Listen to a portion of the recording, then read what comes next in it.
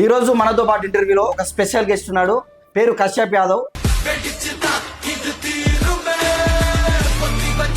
అయితే విషయం ఏంటంటే మీరు బీజేపీలో చాలా క్రియాశీలకంగా పనిచేశారు. మళ్ళీ ఎందుకు జాగృతికి షిఫ్ట్ కావాల్సి వచ్చింది? పిఎం సాయి గురించి మీరు పార్టీ మారడం జరిగిందా, లేకుంటే బీజేపీ పార్టీ నచ్చక పార్టీ మారడం జరిగిందా? బీజేపీ పార్టీ బీసీ అంటది. ఓకే, మళ్ళీ బీసీని స్టేట్ లీడర్ చేయకుండా ఎవరిని ఎందుకు చేసింది అన్న? తాడు బొంగరం లేని జెండా లేని కవితక్క దగ్గరికి ఎందుకు మీరు అసలు ఏం ఆశించారు?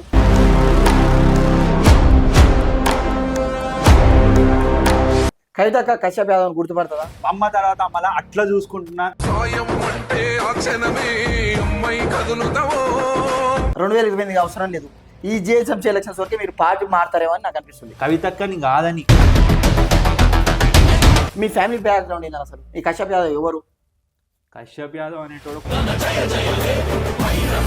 అన్న, నేను డెఫినెట్ గా తెలంగాణ జాగృతి కార్యకర్తనే. అది మీరు రాసి పెట్టుకోండి.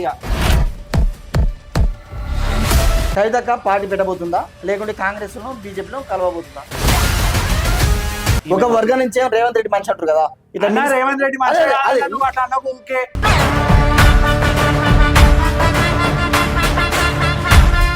కవితక్క లిక్కర్ రాని కదంటారా? ఎందుకు అవుతుందన్న? అసలు నువ్వు అన్ననికైనా నోరు ఉండాలి. మీకైనా రెగ్యులర్ గా ఉండే సన్నిహితులు, మాజీ మంత్రులు, మాజీ ఎమ్మెల్యే అలానే తెచ్చి ఇంటర్వ్యూ చేయమన్నా మమ్మల్ని ఎందుకు కూర్చోబెట్టును? ఇప్పుడు బాపును కాదని ఆయనకు ఎదురెళ్ళి బీఆర్ఎస్ తిట్టుకుంటుంటే వచ్చి ఆ 10 ఓట్లన్న పడతాయా అంటే? నిజామాబాద్ ప్రజలు గెలిపించిన వాళ్ళు, ఆలీలు వచ్చి గెలిపించిన వాళ్ళు కాదు. సరే బ్రో, మీ పర్సనల్గా వస్తే లాక్డౌన్లో మీ ప్రొఫైల్ చూడడం జరిగింది. మీరు చాలా సర్వీస్ చేయడం జరిగింది. పేదలకు, వాళ్ళకి, వీళ్ళకు ఫుడ్ ఇవ్వడం, ఇలాంటివి. ఎందుకు? దాని నేపథ్యం ఏంటి అసలు?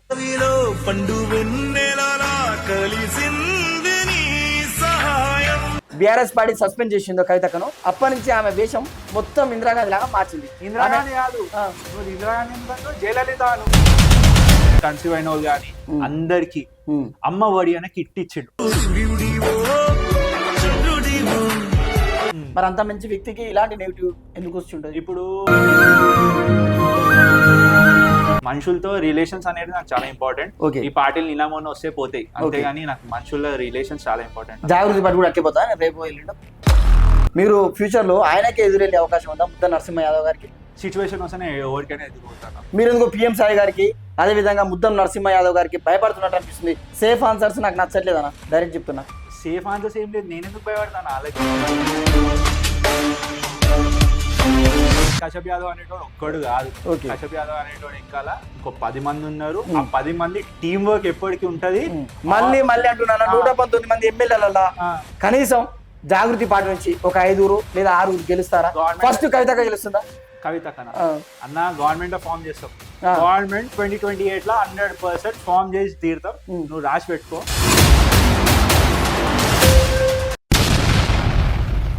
అందరు నమస్తే, వెల్కమ్ టు ఆర్ తెలుగు. ఈరోజు మనతో పాటు ఇంటర్వ్యూలో ఒక స్పెషల్ గెస్ట్ ఉన్నాడు. పేరు కశ్యప్ యాదవ్. ఈయన వచ్చేసి BC state student wing president. అన్న నమస్తే అన్న. నమస్తే అన్న. ఎట్లా ఇంట్రడక్షన్ చేయాలి? ఒక బీసీ లీడర్ గా ఇంట్రడక్షన్ చేయాలా, ఒక బీజేఎం లీడర్ గా ఇంట్రడక్షన్ చేయాలా, లేదా ఒక జాగృతి యువ నాయకుడిగా ఇంట్రడక్షన్ చేయాలి? ఎట్లా చేయాలి? బీజేవైఎం చెప్పడం కన్నా ముందు నేను ఒక బీసీ బిడ్డని. ఓకే, సో అది నాకు ఇప్పుడు ఒక బీసీ ఒక హోదాలో ఉన్నా కాబట్టి you can introduce me as a BC leader గా. అట్ ద సేమ్ టైం నాకు జాగృతి కార్యకర్త. అంటే ఇప్పుడు జాగృతి పార్టీలో, ఐ మీన్ జాగృతి కవితక్క పార్టీలో మీరు క్రియాశీలకంగా ఉన్నారు కాబట్టి ఈ సబ్జెక్ట్ గురించి మాట్లాడదామన్నా. ఓకే, అయితే విషయం ఏంటంటే మీరు బీజేపీలో చాలా క్రియాశీలకంగా పనిచేశారు. మళ్ళీ ఎందుకు జాగృతికి షిఫ్ట్ కావాల్సి వచ్చింది? బీజేవైఎం కన్నా బీజేపీ నేను ప్రిఫరెన్స్ ఇస్తాను. ఎందుకంటే నేను బీజేవైఎం లో ఒక 1 year నేను దాంట్లో పోస్ట్ అనుభవించిన. అది కూడా ఏంది, డివిజన్ ప్రెసిడెంట్. నేను పెద్ద పోస్ట్ నేను అనుభవించింది ఏం లేదు. అది కూడా ఒక వితిన్ ఒక 1 year లో నేను రిజైన్ చేసి ఒక వ్యక్తితో తిరగడం జరిగింది. పిఎం సాయి ప్రసాద్ అన్న. ఆయనను చూసి ఆయన ఇన్స్పైర్ అయ్యి నేను రాజకీయంలో, అంటే నా రాజకీయం ఇంకొక స్టెప్ ముందుకు పోదామని అన్నని ఫాలో అవ్వడం జరిగింది. అన్న గురించి మాట్లాడదాం. ఇప్పుడు అన్న గురించి, పిఎం సాయి గురించి మీరు పార్టీ మారడం జరిగిందా, లేకుంటే బీజేపీ పార్టీ నచ్చక పార్టీ మారడం జరిగిందా? అంటే నేను బీజేపీలో ఉన్నాక కూడా నేను బీజేపీ కార్యకర్త లాగానే ఉండి నేను సాయన నీడలో నడిచిన చెప్పాలంటే. ఎందుకంటే సాయన్న నాకు ఒక అన్నలాగా, సొంత అన్నలాగా. వాళ్ళ ఇంట్లో అన్నం తిన్నా, అన్ని చేసినా ఆయన ఎప్పటికైనా నా సొంత అన్ననే, ఇప్పటికి కూడా బరాబర్ ఇప్పటికి కూడా చెప్తున్నా, ఆయన నా సొంత అన్నలా అంటోడే. అట్లా లేదంట బ్రో, మీకు క్లాసెస్ ఉన్నాడు కదా? ఏం క్లాసెస్ అన్న నాకు ఆయనకి? అంతేనా? మరి ఎందుకు ఆయన వదిలిపెట్టి రావాల్సి వచ్చింది? ఎందుకు అంటే బీజేపీ పార్టీ, బీజేపీ స్టేట్ ఇప్పుడు ఏదైతే లీడర్షిప్ ఉందో అది నచ్చకనే రావడం జరిగింది. కానీ అంతేగాని నాకు ఆయనకి ఏమన్నా ఏం లేదు. ఆయన నాకు ఇప్పటికీ కూడా చెప్తున్నా నాకు సొంత అన్నలానే. ఓకే, మళ్ళీ కూడా ఎలక్షన్స్ టైం వరకు మళ్ళీ కశ్యప్ యాదవ్ బీజేపీకి పోయే అవకాశం ఉందా? లేదు అన్న. ఎందుకంటే సాయన్నకు ఇంత సన్నిహితంగా ఉంటాడు కదా, ఆయన పిలిస్తే వెళ్ళొచ్చేమో అన్న. ఇప్పుడు ఫోన్ చేసినా కూడా సాయన దగ్గర నేను పోతాను, దాంట్లో తప్పేముంది అన్న. కానీ పార్టీలో పోను నేను. నాకు ఇప్పటికి కూడా సాయన ఫోన్ చేస్తే బరాబర్ పోతా. సాయన ఎనీ టైం ఆయన ఏ రాత్రి ఫోన్ చేసినా నా కాల్స్ రెస్పాండ్ అవుతాడు, ఆయన కాల్స్ 100% రెస్పాండ్ అవుతాడు. ఆయనకు నాకు ఏం లేదు, ఆయనకు పార్టీ నచ్చక, పార్టీ లీడర్షిప్ నచ్చక పోయినా. కానీ ఏం నచ్చలేదు అంటే ఒక మాటలు ఏం చెప్తారా అన్న? ఇప్పుడు బండి సంజయ్ ఉన్నప్పుడు నేను బండి సంజయ్ పాదయాత్ర అయింది, మీకు తెలుసా? అవునవును. బండి సంజయ్ పాదయాత్ర ఆయన డిస్ట్రిక్ట్ లో తిరిగేటప్పుడు వన్ ఆఫ్ ద రక్షక్ ని, ఆ రక్షక్ 100 మంది రక్షకులు నేను ఒక్కడి ఉండే. అంత అంటే అంత కట్టుబడి, అంత లాయల్ గానే నా పార్టీకి ఉండే. అంటే నేను పార్టీని ఏమి విమర్శిస్తలేను, పార్టీ ఎప్పటికైనా పార్టీ మంచిదే. ఈడున్న లీడర్షిప్ సక్కలేక వాళ్ళని తీసుకొని వచ్చి పెట్టి వాళ్ళకి వీళ్ళకి స్టేట్ ప్రెసిడెంట్ ఇచ్చి వాళ్ళని చేస్తాం. బీసీ అంటది బీజేపీ పార్టీ, బీసీ అంటది. మళ్ళీ బీసీని స్టేట్ లీడర్ చేయకుండా ఎవరిని ఎందుకు చేసింది అన్న? నేను మిమ్మల్ని క్వశ్చన్ చేస్తున్నా ఇప్పుడు. అంటే అదొకటే రీజన్, అదొకటే బరాబర్. ఇప్పుడు బీసీ కోసం బీజేపీ అంటారు, మళ్ళీ బీజేపీ స్టేట్ ప్రెసిడెంట్ ఎందుకు డిక్లేర్ చేయలేదు? ఎవరికో ఇచ్చింది. అంటే రేపు నాడు బీసీలకు స్టేట్ ప్రెసిడెంట్ ఇస్తే మళ్ళీ పార్టీ మారే అన్న. ఒకసారి కాదనుకొని వచ్చిన దాంట్లో ఉంచిపోయిన అదొకటి అంటే చూడు, నేను మళ్ళీ పోయి నేను దాంట్లో ఏలు పెట్టా ఏం చెయ్య కూడా. నాకు అందరితో మంచిగా ఉంటా, ఇప్పటికీ కూడా ఎవరు కలిసినా కూడా అందరితో మంచిగా ఉంటా. నేను పిఎం సాయి ప్రసాద్ అనే వ్యక్తి మామూలుగా హైదరాబాద్ ప్రజలందరికీ కూడా తెలుసు. హైదరాబాద్ ఏందన్నా, ఢిల్లీలో తెలుసు. గల్లీ లీడర్ నుంచి ఆయన ఢిల్లీకి ఆయన చాలా సుపరిచితుడు. కాకపోతే మీరు సన్నిహితంగా ఉంటారుగా, మా అందరికి తెలియని కొంచెం ఆయన గురించి వెరైటీ ప్రత్యేకత ఏమైనా ఉంటాయి అని చెప్తారా? ప్రత్యేకత చాలా మంచోడు, చాలా మంచోడు. ఇంటికి పోయినా ఎవ్వరు పోయినా కూడా నీకేమైనా పని ఉందా అవుతుందా కాదా ఫస్ట్ చెప్పేస్తాడు. అన్న నేనే ఉన్నా ఎగ్జాంపుల్, అన్న నాకు ఇది కావాలి, కాదు కశ్యప్ అని ఎన్నోసార్లు చెప్పిన రోజులునే పోయి చేసుకో అని చెప్పిన రోజులు కూడా మస్తు ఉన్నాయి. అంటే నేనే ఇంత పెద్ద తమ్మున్నా అంటున్నా, నేను ఓపెన్ చెప్తున్నా చేసుకో కశ్యప్ అని ఉన్నాయి, కాదు కశ్యప్ అని ముఖం మీద చెప్పే రోజులు ఉన్నాయి. చాలా మంచి వ్యక్తి కదా, మంచోడే అన్న. ఒక ఎగ్జాంపుల్ చెప్పండి, ఏం చెప్తావు ఆయన మంచితనానికి? ఆయన సోషల్ సర్వీసెస్ అలా పెద్ద ఎగ్జాంపుల్ మీకు. అమ్మ ఒడి ఇప్పటిదాకా అసలు ఆ దిమాక్ ఎవరికైనా వస్తుందా అన్న? లేడీస్ ప్రెగ్నెంట్ ఉమెన్ కి, ఇంకా డెలివరీ అయిన వాళ్ళు ఎవరున్నా కూడా, కన్సీవ్ అయిన వాళ్ళు కానీ అందరికి అమ్మ ఒడి అనే కిట్ ఇచ్చిండు. అమ్మ ఒడి కిట్ అనేది ఏందన్న, అసలు చాలా మంచి ప్రోగ్రామ్ అది. పెడల్స్ అని ఒక ప్రోగ్రామ్ చేసిండు. అట్లాంటి 100 నీకు ఎగ్జాంపుల్ నేను ఇస్తా. సరే, ఇంత మంచి వ్యక్తి కదా, ఆయన గురించి కూడా నెగిటివ్ స్ప్రెడ్ చేయడం, ట్రోల్ చేయడం కూడా నేను సోషల్ మీడియాలో చూసాను. మరి అంత మంచి వ్యక్తికి ఇలాంటి నెగిటివ్ ఎందుకు వస్తుంటది? ఇప్పుడు చేసేటోళ్ళు మస్తు చేస్తారు. నరంనేని లాల్కే ఎటు పడితే అటు తిరుగుతుంది. నరంనేని లాల్కే అది. అవును.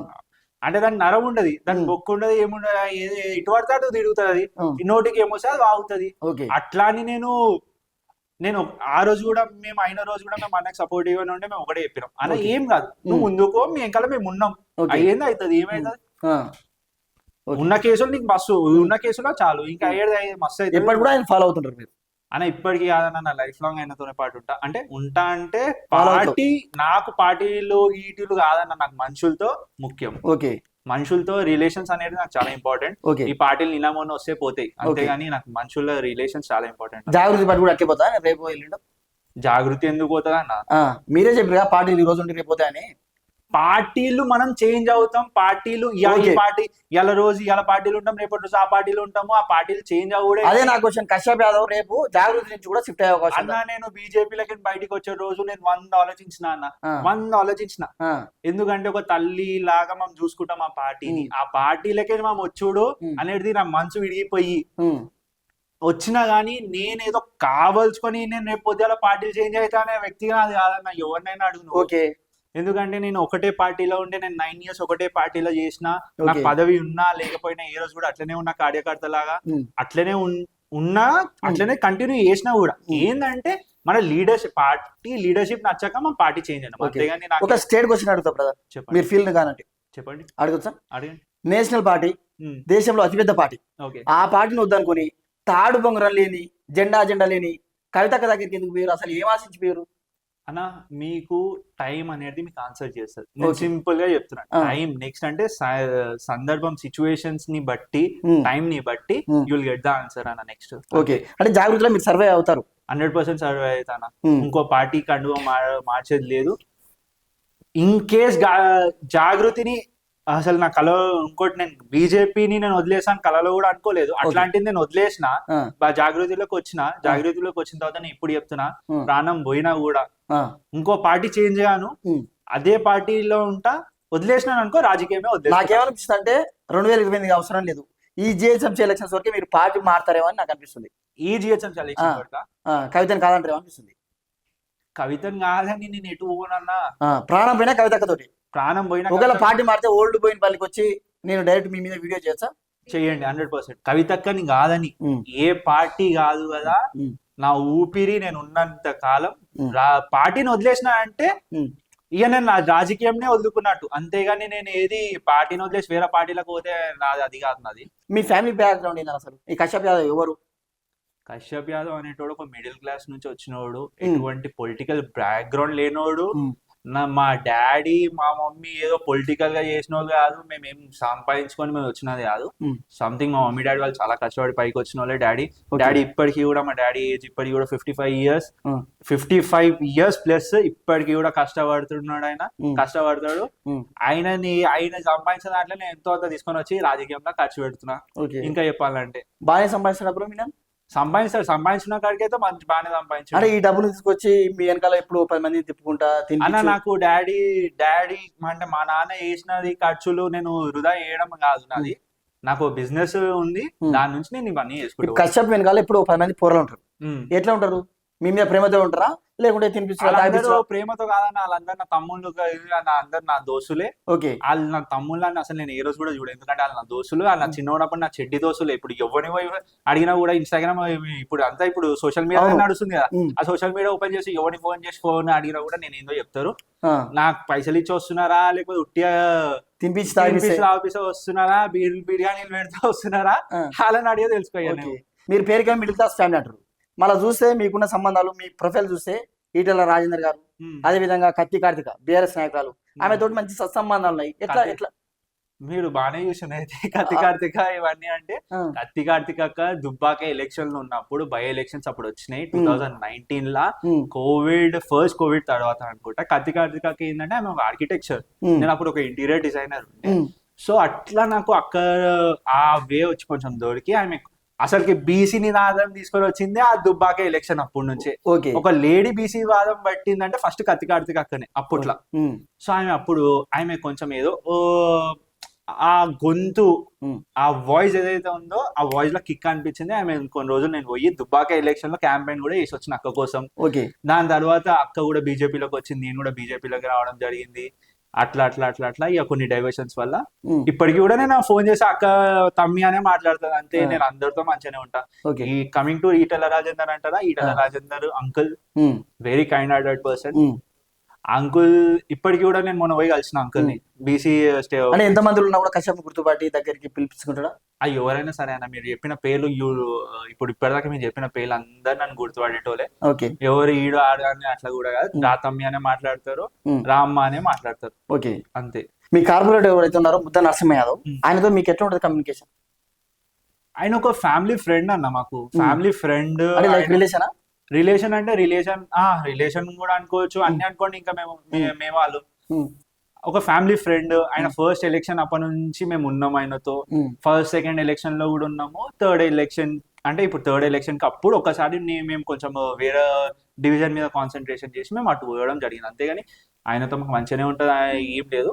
కానీ చూద్దాం టైం ఎట్లా ఉంటుందో దాన్ని బట్టి విల్ డిసైడ్. మీరు ఫ్యూచర్ లో ఆయనకే ఎదురెళ్ళే అవకాశం ఉందా ముద్ద నరసింహ యాదవ్ గారికి? సిచ్యువేషన్ వస్తేనే ఎవరికైనా ఎదురుపోతాను అంతే. రేపు ఒకవేళ ఓల్డ్ బోయినపల్లి జాగృతి పార్టీ పోటీ చేసి జిహెచ్ఎంసీ ఎలక్షన్స్ లో మీకు టికెట్ ఇస్తే ముద్ద నరసింహ యాదవ్ మీద నిలబడి గెలుస్తారా? జాగృతి నాకు టికెట్ ఇస్తుందో ఇయ్యదో మీరు సేఫ్ క్వశ్చన్ చెప్పొద్దు, సేఫ్ ఆన్సర్ చెప్పొద్దు బ్రదర్. మీరు సేఫ్ ఆన్సర్ చెప్పొద్దు బ్రదర్, మీరు బరాబర్ చెప్పాలి. బరాబరే చెప్తున్నా నేను ఇప్పటికీ కూడా. జాగృతి అనే పార్టీ ఇప్పుడు జిహెచ్ఎంసీ ఎలక్షన్ లో అక్క అనౌన్స్ చేస్తాను అయితే మాకు ఒకటి ఉంది ఓకే అండ్ లోపల మా ముచ్చట్లు అనౌన్స్ చేసే ఛాన్సెస్ అయితే ఉన్నాయి.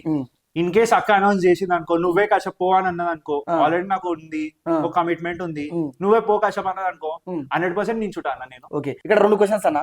ఇప్పుడు జాగృతి నుంచి ఓల్డ్ పోయిన పనిలా మీకు మించిన నాయకులు లేడా? ఒక క్వశ్చన్ నెంబర్ 2, ఒకవేళ మీకు టికెట్ ఇస్తే ఈ పెద్ద మనుషులను ముద్దన్ నరసింహ లాంటి వాళ్ళను ఎదుర్కొని గెలుస్తారా? అన్న గెలిచేది ఓడేది అనేది ప్రతి ఒక్కరికి ఉంటది అన్న, గెలిపోవటం సహజం. ఇప్పుడు గెలిచినాను అనుకో మంచిదే, ఓకే. గెలవకపోయినా కూడా ఎవరైతే వేసారో 2000 మందో 200 మందో వేసిన వాళ్ళకి కూడా నేను వాళ్ళకి కార్పొరేటర్ అయితే నేనే కదా ఇప్పుడు 200 మందికో 2000 మంది ఎన్నో ఓట్లు సంథింగ్ ఫిగర్ వచ్చిన వాళ్ళకి మీకైతే కాన్ఫిడెన్స్ ఉండాలి కాబట్టి అన్న 100% కాన్ఫిడెంట్ తోనే మాట్లాడుతున్నా నేను. ఇవాళకి కూడా ఈడ కూర్చుంది కూడా కాన్ఫిడెన్స్ తోనే, నేను ఏం మాట్లాడటోని కాదు. 100% గెలిచే ఛాన్సెస్ అయితే ఉన్నాయి, ఎందుకంటే 15 years నుంచి ఒకటే కార్పొరేటర్ ని చూసినాము. చూసాం ఆయన మీద నేను ఏం విమర్శించానా? ఎందుకు విమర్శించారు బ్రో? ఎందుకు కత్తి కార్తీక ఫాలో అవుతారు, ముద్దన్ నరసింహ యాదవ్ ఫాలో అవుతారు.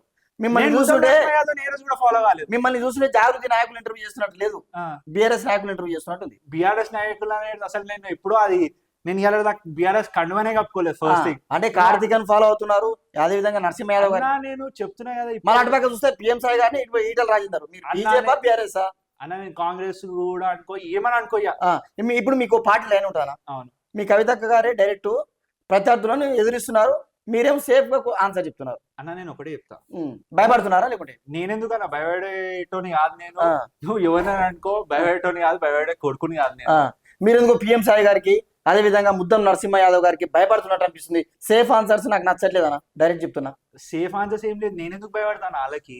అసలు ఇప్పుడు సాయన్న అంటావా, ఆయన తమ్ముళ్ళనే ఉంటా, నేను భయపడాల్సింది. కవితక్క కేటీఆర్ గారిని విమర్శిస్తుంది, మీరు సాయి గారిని కూడా విమర్శించాలి. ఏమని విమర్శించాలా? నాది కూడా నువ్వే చెప్పు, నేను ఏమని విమర్శించాలను? పార్టీలు వేరు కదా, పార్టీలు వేరు అన్నా. నేను ఫస్ట్ అదే చెప్పినా మీకు, నాకు పార్టీలతో సంబంధం లేదు. నాకు అంటే మనుషులతో నాకు సంబంధాలు, రిలేషన్షిప్స్ అనేది చాలా ఇంపార్టెంట్ అన్న. నాకు ఈ పార్టీలు గీటీలు కాదన్న నాకు ఇంపార్టెంట్, నాకు మనుషులతో రిలేషన్స్ అనేది ఇంపార్టెంట్. ఎందుకంటే బ్రదర్ మీ ప్రొఫైల్ చూసినా మీకేదో రాజకీయంగా భవిష్యత్తు ఉంది అనిపిస్తుంది. ఈ విధంగా సేఫ్ చెప్పుకుంటూ వెళ్తే ఉండదు కదా, ఒక పార్టీ లేనప్పుడు అట్లా ఉండాలి కదా. అందుకని నేను క్వశ్చన్ అన్న, నేను డెఫినెట్ గా తెలంగాణ జాగృతి కార్యకర్తనే, అది మీరు రాసి పెట్టుకోండి.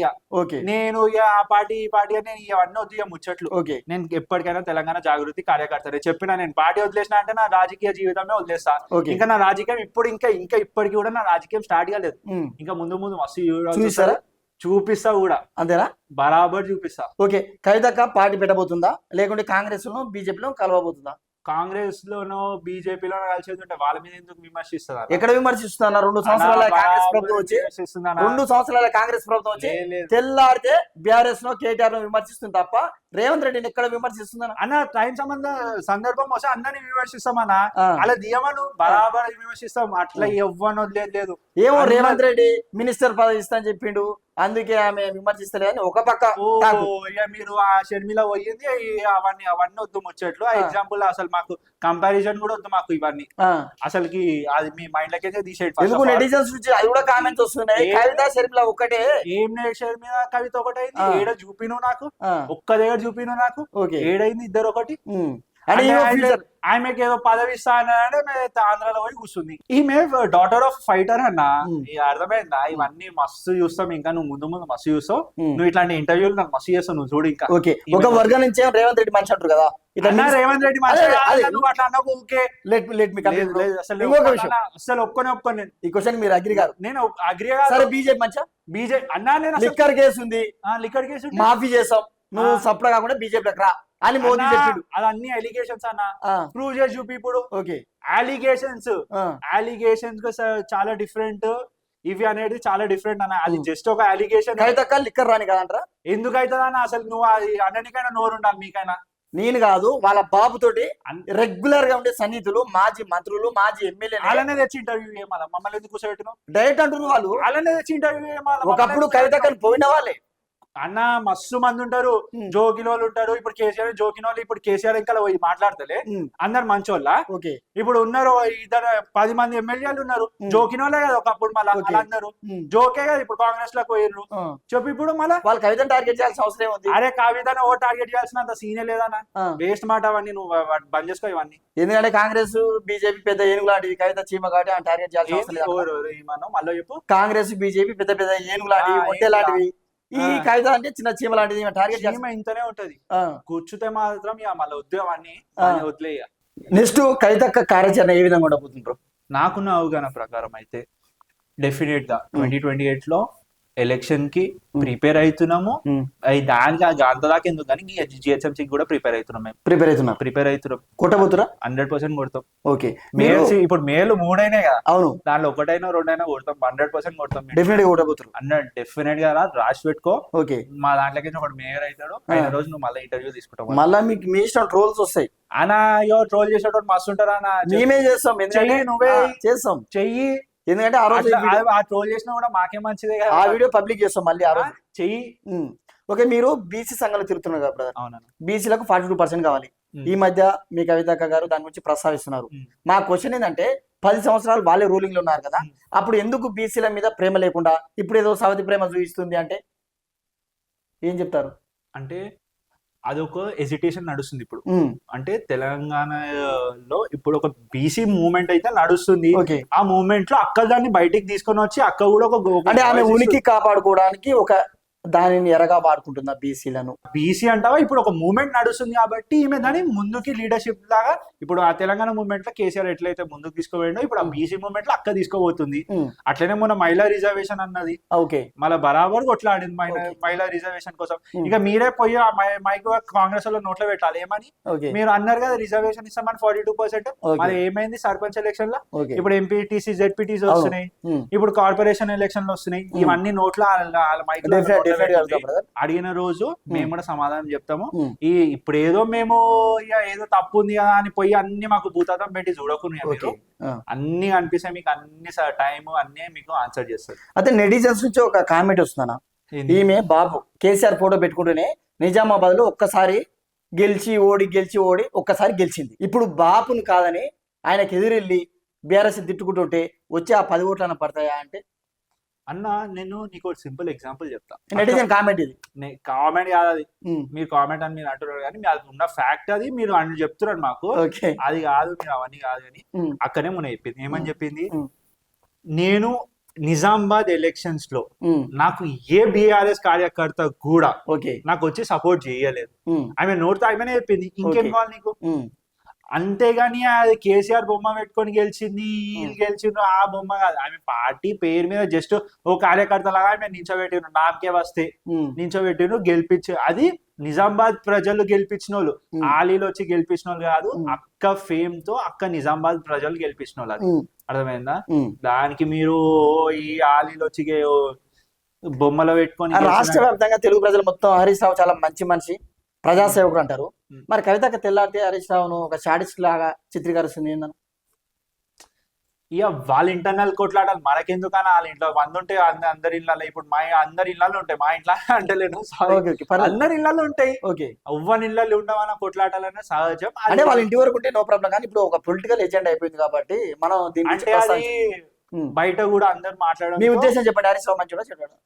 అన్న ఇక నేను ఎవరిని మంచోడు చెడ్డోడు అనేంత పెద్దోనైతే కాదు. అంటే మీ కవితకైతే చెడ్డోడు అంటుంది, మీరు ఫాలో అవుతుర్రా? అక్క అన్నప్పుడు మేము కూడా దాన్ని డెఫినెట్ గా మేము ఫాలో కావాల్సింది అంతే, దానికి మించి ఇంకేం లేదు. ఎప్పటికైనా ఎవరిని మంచోడు చెడ్డోడు అనేటైతే మనమైతే కాదు, ఆ స్థాయిలో అయితే లేము. అందరు మంచోళ్ళే, మంచోడు తప్పులు చేస్తాడు, ఒప్పులు చేస్తారు. సో దాన్ని బట్టి మనం పోదాము. తెలంగాణ వ్యాప్తంగా మొత్తం అసెంబ్లీ సీట్లు 119. కవితక 119 స్థానాలలో వాళ్ళ అభ్యర్థులను పోటీ చేస్తుందా? Question number 1. క్వశ్చన్ నెంబర్ 2, ఒకవేళ పోటీ చేస్తే ఒక 5-6 గెలుస్తుండొచ్చంటారా? 5-6 మళ్ళా నువ్వు మళ్ళా క్వశ్చన్ నువ్వే ఆలోచించి మరి నాకు మళ్ళా క్వశ్చన్ అయ్యి అర్థమైందా? 5-6 కాదు, మళ్ళీ కావాలంటే 119 మంది మళ్ళీ అంటున్నా. 119 మంది ఎమ్మెల్యేల కనీసం జాగృతి పార్టీ నుంచి ఒక 5 లేదా 6 గెలుస్తారా? ఫస్ట్ కవితక గెలుస్తుందా? కవితకనా అన్న గవర్నమెంట్ ఫామ్ చేస్తాం. గవర్నమెంట్ 2028 లో 100% ఫామ్ చేసి తీరుతాం. నువ్వు రాసి పెట్టుకో. అప్పుడు నన్ను కార్పొరేటర్ చూస్తా, ఎమ్మెల్యే చూస్తా, నీ ఇష్టం అది. ఓకే, దాని మీ గురించి కూడా మాట్లాడదాం బ్రో. బీఆర్ఎస్ పార్టీ సస్పెండ్ చేసిందో కవితక్కను, అప్పటి నుంచి ఆమె వేషం మొత్తం ఇందిరాగాంధీ లాగా మార్చింది. ఇందిరాగాంధీ కాదు, నువ్వు ఇందిరాగాంధీ ఎందుకంటే జయలలిత జయలలితనా బరాబర్ జయలలిత. ఓకే, ఎందుకంటున్నా అంటే ఒక బీఆర్ఎస్ మాజీ ఎమ్మెల్యే ఇందిరాగాంధీ లాగా నువ్వు వేషం వేసినంత మాత్రాన నువ్వు ఐరన్ లేడీ గీందాకనే ఉంటది నా జుట్టు. ఇందిరాగాంధీ కదా లేదు, ఒక బీఆర్ఎస్ ఎమ్మెల్యే అన్నాడనా ఇందిరాగాంధీ లాగా నువ్వు వేషం మార్చినంత మాత్రాన లెట్ మీ ఫినిష్ అనా, నువ్వు ఐరన్ లేడీవి కాదు, నువ్వు లిక్కర్ లేడీవి అన్నాడు. దీనికి ఏం చెప్తాను? లిక్కర్ లేడీ ఆయనకి మళ్ళీ చెప్తున్నావు ఎవరైతే అన్నారో వాడు అంటున్నా అంటే ఇక అనాల్సి వస్తుంది. లిక్కర్ లేడీ అన్నప్పుడు మా అంత పెద్ద మాట మమ్మల్ని అన్నప్పుడు మేము ఎట్లా పడతామన్నా? ఓకే, అంత పెద్ద మచ్చ మా మీద వేసినప్పుడు మేము ఎందుకు అంటాం?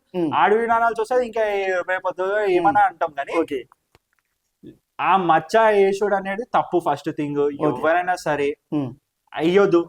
ఇప్పుడు లిక్కర్ నేను నా నోటితో నేనెందుకు అనాలి కానీ ఆ పేరు మాస్ లేడీ లానే బయటికి వస్తుంది, ఓ శక్తి లాగా బయటికి వస్తాను. శక్తి లాగా శాసనసభలో అడుగు పెడతా అన్నది. ఎమ్మెల్సీ లాగా కూడా కాదు, ఎమ్మెల్యే లాగా పొలిటికల్ సిస్టమ్ క్రియేట్ చేస్తాను. ఇంకేం ఇంకా దానికి ఇంకా మంచి. అదే విషయం ఏంటంటే కొన్ని పార్టీలు కొన్ని బుక్స్ పెట్టినాయి, పింక్ బుక్, రెడ్ బుక్ అని.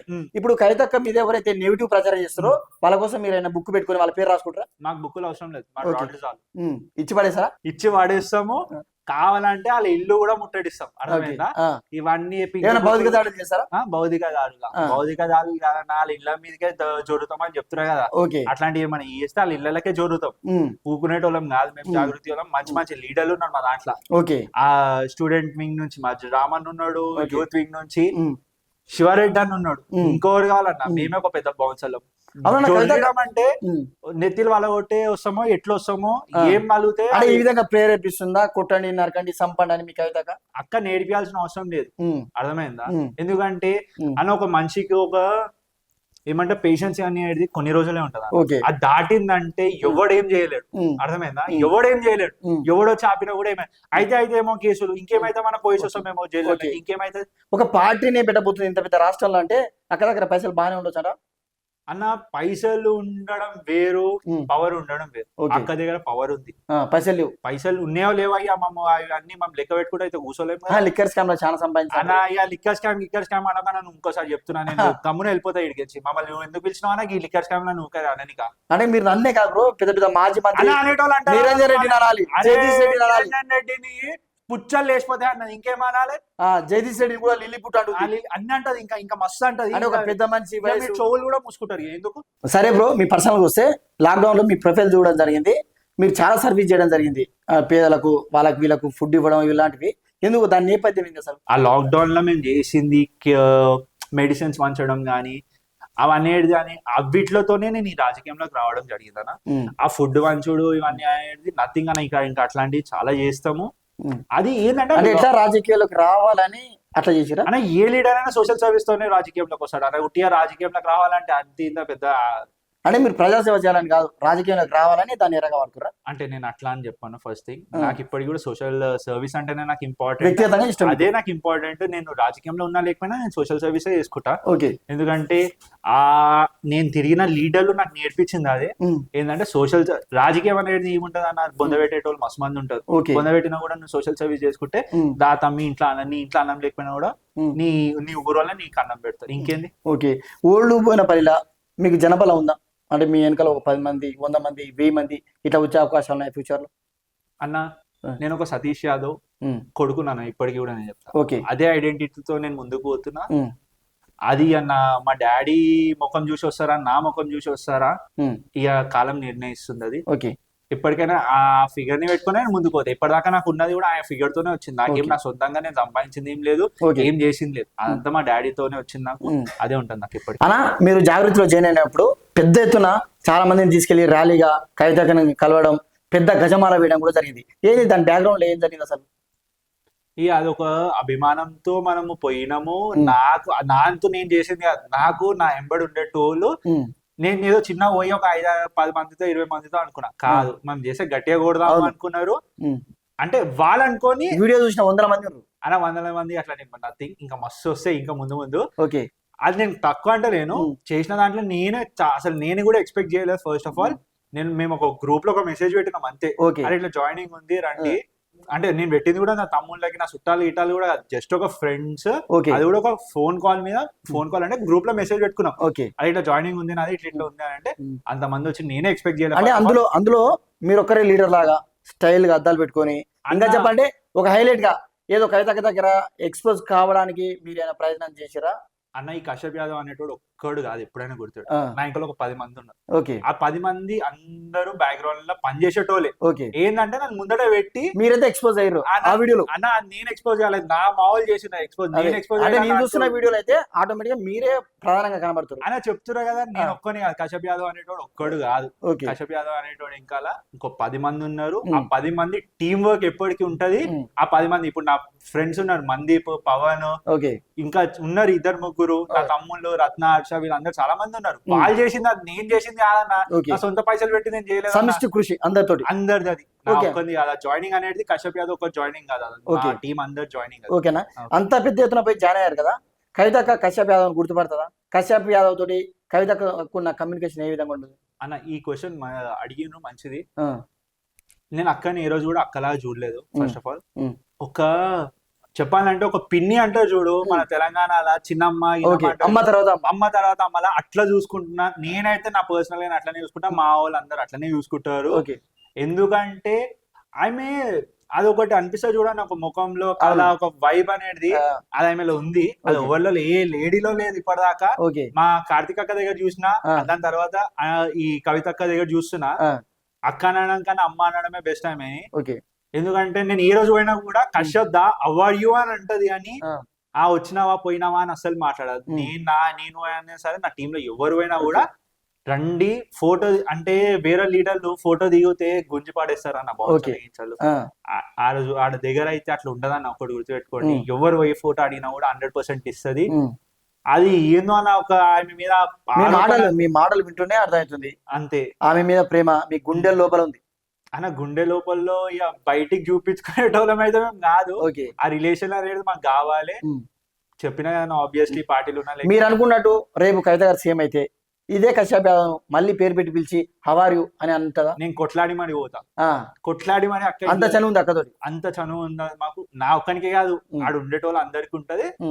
ఉన్నది ఒక మాలాంటి యూత్ ని అక్క ఎంకరేజ్ చేస్తుంది. మాకు అది ఎప్పటికి ఉంటది. అది అంతే అన్న. ఇంకా మీతో ఉండే తమ్ముళ్ళు బ్రదర్స్ ఎవరైతే ఉన్నారో వాళ్ళని కూడా కవితకు పరిచయం చేయడం అలాంటివి చేస్తుంటారా? అట్లా ప్రతిసారి చేసినాం అన్న మేము. అట్లా పోయిన ప్రతిసారి మేము అంటామంటే తెలుసు అంటే కొంతమంది రాజకీయ నాయకులు ఎట్లా అంటే నేను హైలైట్ కావాలని కోరుకుంటారు, నా వెనక ఉన్న వాళ్ళు కావాలని కోరుకోరు. కశ్యప్ కూడా అదే అనుకరిస్తారా లేకుంటే ఎట్లా? అట్లా నా దగ్గర అసలు ఉండదు అన్న. ఎందుకంటే నా దగ్గర అట్లా ఉండదంటే ఇప్పుడు వర్షిత్ వీళ్ళందరూ ఉన్నారు చాలా మంది. వాళ్ళు మమ్మల్ని ఎందుకు అన్న ముందుకు తీసుకోపోతారు అన్న. నువ్వు ముందుకు నాడు అని వాళ్ళు ఎందుకు అంటారు? అసలు వాళ్ళకేమో అవసరం ముందుకు నాడు అని, నేను ఇంకా చూసుకుంటాను. అట్లా నన్ను ఇష్టపడి వచ్చేటోళ్ళని అభిమానం అంటే ఫ్యాన్స్ అవుతారు, ఫ్యాన్స్ కాదు.